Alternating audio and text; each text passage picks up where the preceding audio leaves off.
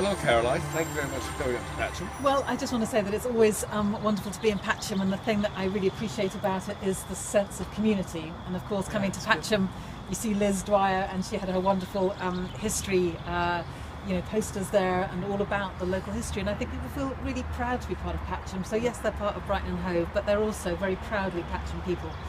But I've just done this surgery, as you say, and it's interesting the kinds of themes that come up time and again, actually not just in Patcham but across the city right now. There's a lot of concern from people around the impacts of Brexit, particularly for EU nationals, many of whom have made their lives here. They lived here for 30 years and more.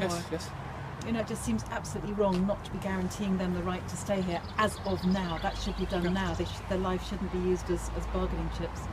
And then you've got, of course, the ongoing issues around transport problems. I mean, buses is a big thing that comes up very often with constituents who, I think are frustrated sometimes that it feels like buses are quite often, if they're running late, they get diverted so they don't actually get here at all. That's true. That happens and you've got often, people waiting at bus stops for literally over an hour. I had someone the other day.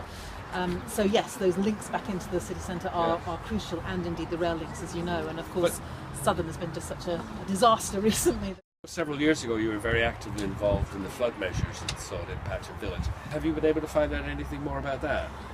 Well, you're right. I mean, this has been a real recurring problem in Patcham, and the impact of what happens when the groundwater rises. I mean, I've been to see some people's homes and talk to people down the pub, of course, and it really does make a big impact in terms of the properties in Patcham. And it seems to me that we need a long-term solution. So I've tried to organise meetings at the council to try to get people around a table to look at how we can look again at the whole drainage system in the locality and what links Patcham to the rest of the city, to make sure that we're actually addressing this at source. I think the council have got much better now actually at warning people locally if flooding looks likely, and obviously there are some fantastic people locally who are measuring the rising groundwater and so forth, David.